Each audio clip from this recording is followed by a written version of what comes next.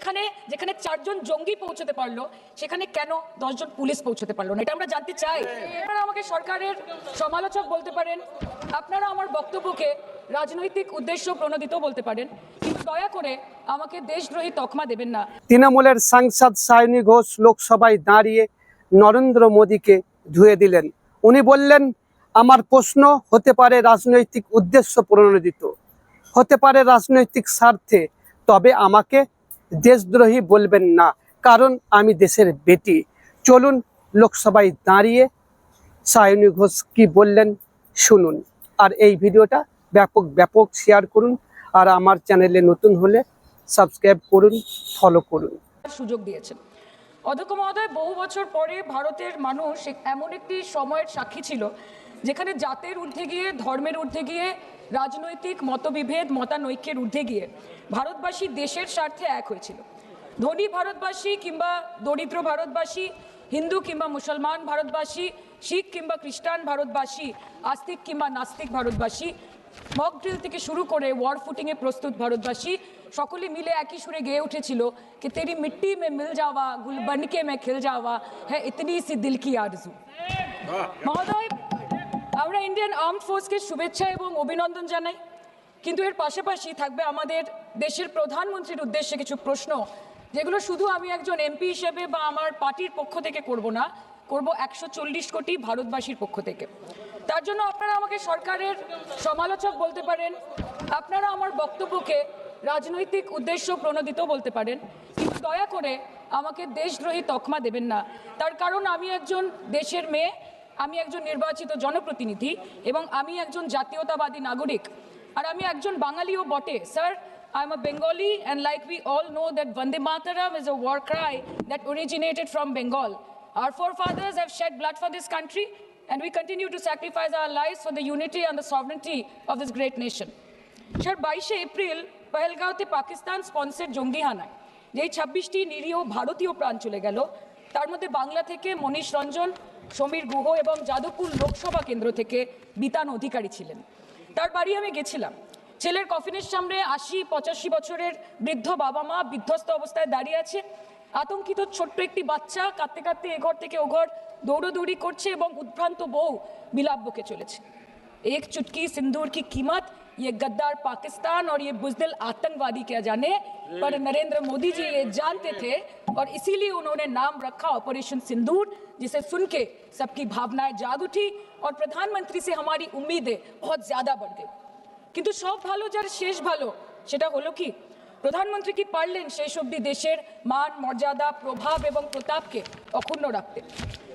Sir, कहानी बहुत अच्छी बनी, पकोड़े बहुत अच्छे बने, लेकिन सरसों की जगह केरोसिन तेल डाल दिया, बस यही हो गया। অধ্যক্ষ মহোদয়, অপারেশন সিঁদুর তো পরে আসবে, আগে জানতে হবে যে এতগুলো জঙ্গি এলো কোথা থেকে।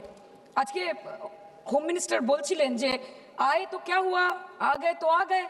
স্যার, এরকম ভাবে হয় না।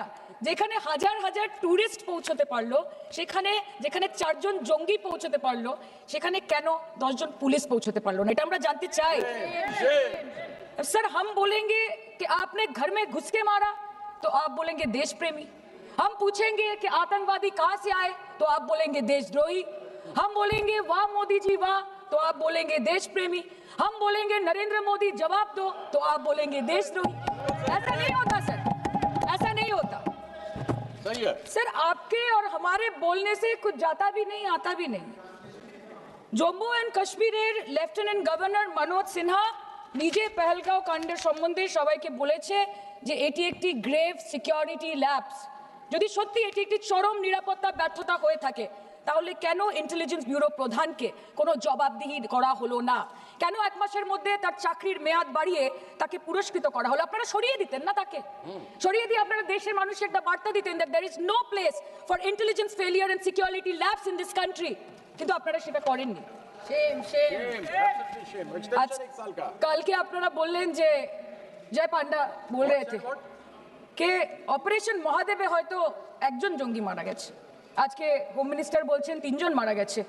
আমরা আলোচনাটা ভাগ্যে শুরু করলাম 2 দিন হলো, যদি আরো 2 মাস আগে শুরু করতাম আরো আগে ধরা পড়ে যেত আমাদের চাপে পড়ে। আমরা তো জানি যে কি হচ্ছে, যে স্বরাষ্ট্রমন্ত্রী গতবার সংসদে এবং নির্বাচন ক্ষেত্রে গিয়েও বহুবার এবং আজকে অবধি বলেছেন যে পাক অধিকৃত জম্মু এন্ড কাশ্মীর আমাদের এবং আমরা সেটা যেন তেন প্রকারেণ নিয়ে ছাড়বো। আমি জানতে চাই যে এত একটা সুবর্ণ সুযোগ থাকার পরেও আমরা কেন এটা হাতছাড়া করলাম? আপনি ईंट का जवाब ईंट से दिया, देश चाहता था कि आप ईंट का जवाब पत्थर से दें। पहले बोलते हैं कि पीओके हमारा है, लेके छोड़ेंगे, आज बोल रहे हैं डे वन से हम तो नॉन एस्केलेटरी है, वो मारेंगे तो फिर हम मारेंगे, फिर वो मारेंगे, फिर हम मारेंगे, वो 2 मारेंगे हम 10 मारेंगे, वो 26 मारेंगे हम 100 मारेंगे। उरी होगा, बालाकोट होगा, पुलवामा होगा, उसके बाद और कोई अटैक होगा, फिर पहलगांव होगा, फिर ऑपरेशन सिंदूर होगा, सिलसिला चलता रहेगा, जान जाती रहेगी। राजनाथ जी कल बोल रहे थे सर कि युद्ध उन्हीं के साथ होता है जो आपके बराबर हो। इसमें बराबरी की कोई बात नहीं है। श्री राम और रावण क्या बराबर के थे क्या? नहीं थे ना। धर्म पे अधर्म की बात होती है, न्याय पे अन्याय की बात होती है, ऐसे नहीं होता सर। वो कल बोल रहे थे कि आप छोटी छोटी चीजों को नजरअंदाज कीजिए, रिजल्ट क्या है वो देखिए, पेंसिल टूटा कि नहीं, परीक्षा हॉल में लेट पहुंचे कि नहीं, ये सब इंपॉर्टेंट नहीं है। अरे सर यहाँ पे तो चाचा चौधरी ने पेपर लीक कर दिया ना, तो अभी आप फर्स्ट आए या लास्ट आए उससे क्या फर्क पड़ता है? तो बच्चे का स्कूल चल रहा है क्या? স্যার हम भी सोचते हैं স্যার কেউ যুদ্ধ চায় না স্যার, সবাই শান্তি চায়, কেউ রক্তক্ষরণ চায় না, ধ্বংসলীলা চায় না, সবাই সম্প্রীতি চায়, উন্নতি চায়। हम भी सोचते हैं कि अगर जंग छिड़ी तो दुकानों का क्या होगा, हम भी सोचते हैं कि अगर जंग छिड़ी तो दुकानों का क्या होगा, बंदूकें तो बिक जाएंगी, गुलदस्तों का क्या होगा, हम भी सोचते हैं। But wasn't this the right time and the right opportunity to give Pakistan a befitting reply and let them know कि वज़ीर-ए-आज़म आपके झंडे पे चांद है और हमारा झंडा चांद पे है।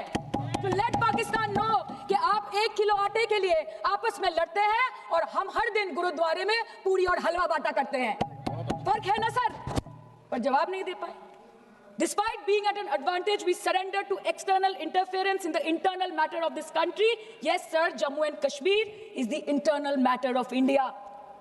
ঠিক যখন একটার পর একটা জঙ্গি ঘাঁটি ধ্বংস হচ্ছে, দেশের মানুষের উচ্ছ্বাস উদ্দীপনা বাড়ছে, ঠিক সেই সময় মার্কিন রাষ্ট্রপতি ডোনাল্ড ট্রাম্পের সামাজিক মাধ্যমের বার্তা থেকে ভারতবাসী জানতে পারলো যে অপারেশন সিঁদুর স্থগিত হয়ে গেছে, যে আমেরিকার হস্তক্ষেপে ভারত যুদ্ধ শুরু হওয়ার 3 দিনের মাথায় যুদ্ধ বিরতি ঘোষণা করে দিয়েছে।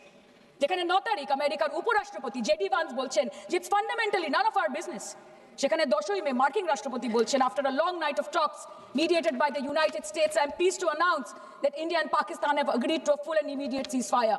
Congratulations to both countries on using common sense and great intelligence. 11ই মে তিনি দাবি করছেন I'll work with you both to see if after 1000 years a solution can be arrived at concerning Kashmir. 12ই মে তিনি দাবি করছেন my administration helped broker a full and immediate ceasefire, I think a permanent one, between Pakistan and India. 13ই মে তিনি দাবি করছেন I used trade to a large extent to do it. And I said, fellows, come on, let's make a deal. Let's do some trading. Sir, ভাষা দেখিয়েন কি? 10ই মে প্রথমবার এই দাবি থেকে শুরু করে গতকাল অবধি স্যার 28 बार अमेरिका के प्रेसिडेंट ने एक ही मैसेज दिया पूरे दुनिया को कि ट्रंप ने वॉर रुकवा दी पापा, कि ट्रंप ने वॉर रुकवा दी। शर्म करो। होम मिनिस्टर बोल रहे थे ना सर आज कि मानिक शाह जी ने बोला that Bhutto made a monkey out of Indira Gandhi. पूरा देश बोल रहा है, पूरा विश्व बोल रहा है that Trump made a joker of Narendra Modi. ये बात है, That's a fact. কালকে প্রতিরক্ষা মন্ত্রী একটা শব্দ বলেনি এই বিষয়ে, विदेश मंत्री एक लाइन बोले नहीं हमारे साथ ट्रेड की कोई बात नहीं हुई है, बस और कुछ नहीं। मतलब रिस्क हम ले, ऑपरेशन हम करें और खीर चाचा चौधरी खा के चला जाए, इसी के लिए हम बैठे हैं यहाँ पे। सर इस लड़ाई में शायद आप जीत गए, लेकिन नैरेटिव की लड़ाई में आप हार गए। आप देश को बता नहीं पाए कि धर्म पर कि अधर्म पर धर्म की जीत हुई है, पाकिस्तान पर फिर से हिंदुस्तान की जीत हुई है, आप बता नहीं पाए ठीक से। और प्रेस मीडिया का इस देश में तो सर कुछ गैर जिम्मेदार भूमिका रही होगी, लोगों को बहकाने का काम किया इन्होंने। खबर ऐसे बनाते थे कि आज कलकत्ता में मैं सोने जाऊंगी और कल कराची में नींद खुलेगी मेरी, कि आज लखनऊ में मैं डिनर करूंगी और कल लाहौर में ब्रेकफास्ट। ऐसा नहीं चल सकता सर। सर আমরা জিজ্ঞেস করবো না যে কটা জেট করলো, हमको ये सब से कोई मतलब नहीं है। हाँ वॉर है, हमारे 2 गिरे होंगे, आपके 10 गिरे होंगे। हमें पता है कि ये कोई पबजी नहीं है जो आप बेडरूम में बैठ के, बालकनी में बैठ के, बाथरूम में बैठ के आप अटैक कर रहे हो, ऐसा नहीं होता।